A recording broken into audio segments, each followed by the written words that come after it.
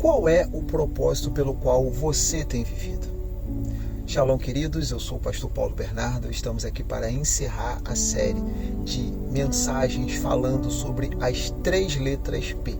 Falamos sobre a promessa, falamos sobre o processo e hoje falaremos sobre o propósito.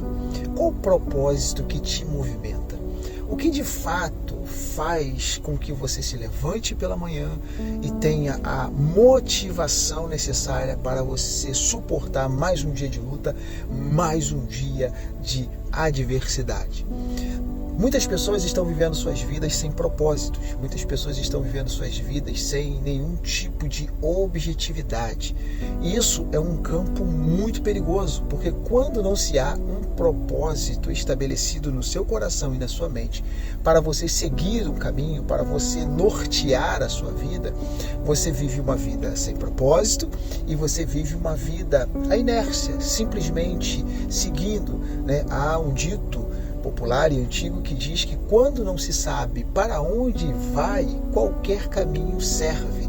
Imagina você levantar pela manhã para ir trabalhar e você não ter um objetivo de vida, você simplesmente deixa a vida seguir, simplesmente deixa a vida levar e não há nada que te motive a buscar algo maior, um propósito maior.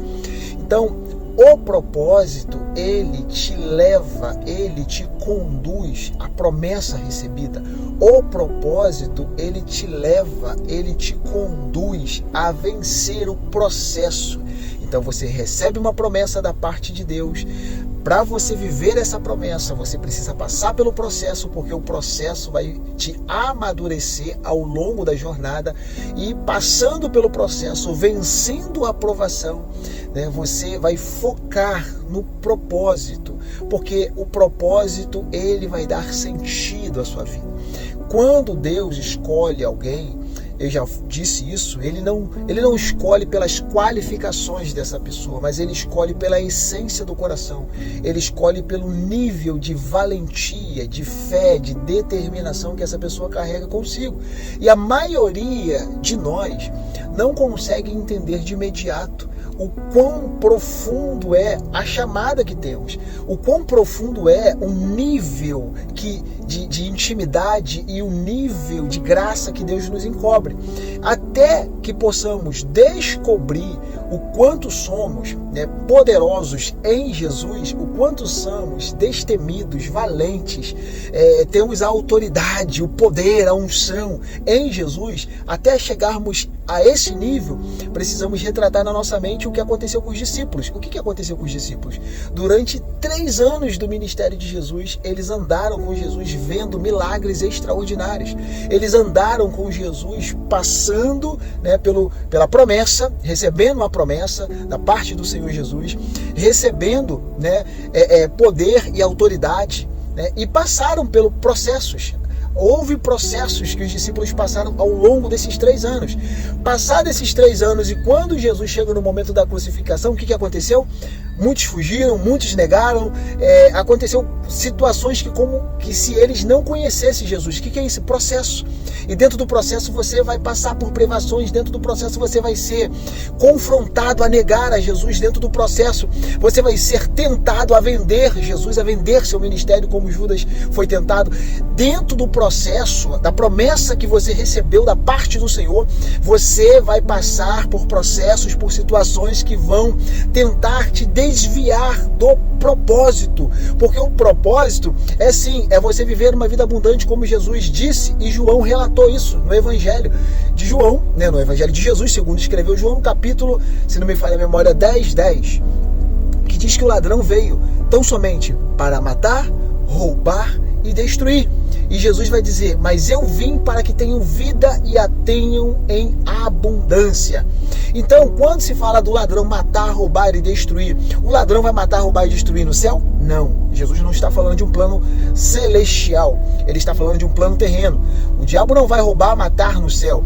Ele vai roubar, matar e destruir na terra, já está fazendo isso. Então Jesus está falando de um plano terreno. O inimigo veio para matar, roubar e destruir, plano terreno. E ele vai dizer, porém eu vim para que tenham vida. Ele está falando de vida eterna e e uma vida em abundância. Ou melhor, ele está falando de vida na terra aqui, nós vamos ter uma vida, e abundância, sim, podemos ter o discernimento, podemos aplicar a vida abundante, sim, já para um plano celestial.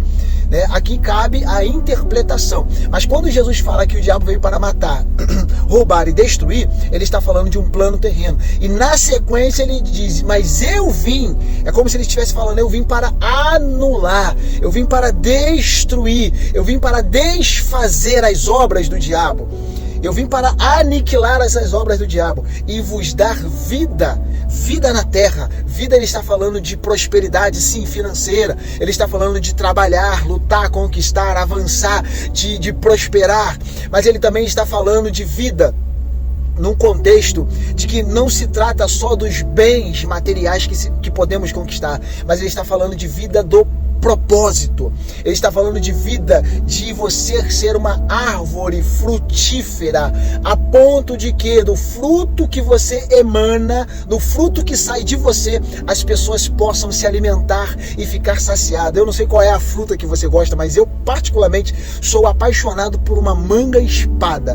No Brasil nós usamos o termo de manga-espada, eu não sei aqui em Portugal e em outros países do mundo, mas uma manga-espada bem madurinha, que delícia! Eu chego a chupar aquela manga suspirando, sentindo aquele paladar gostoso daquela manga docinha.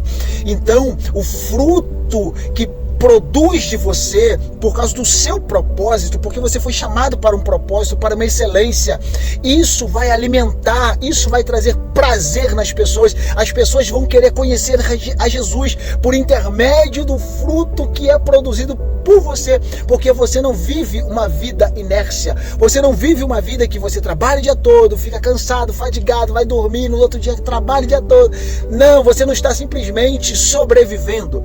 Quando você entende que você tem uma promessa e quando você entende que o processo só vai te elevar para níveis maiores, você então entende o propósito. O propósito é que Deus quer te levantar como levantou Abraão, para formar uma nação, para ser testemunho dele na terra.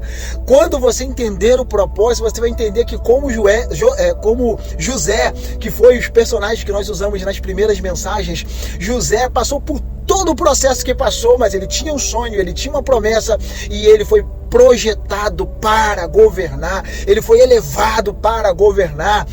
A vida dele tinha um propósito maior de servir não só as nações, não só o Egito, mas também o seu próprio povo, o seu próprio pai, os seus próprios irmãos.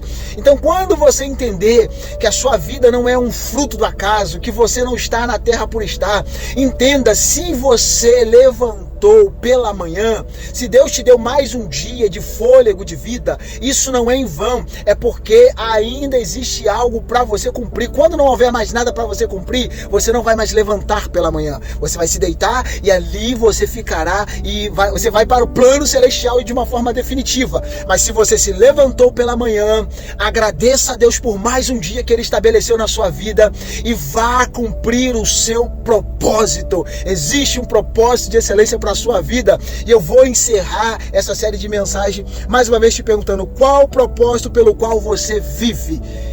Entenda esse propósito, siga em direção a esse propósito, viva esse propósito. E eu te digo, vale a pena você viver em função desse propósito. Reagem contigo diante das lutas e das adversidades. Deus tem um propósito de excelência para a sua vida.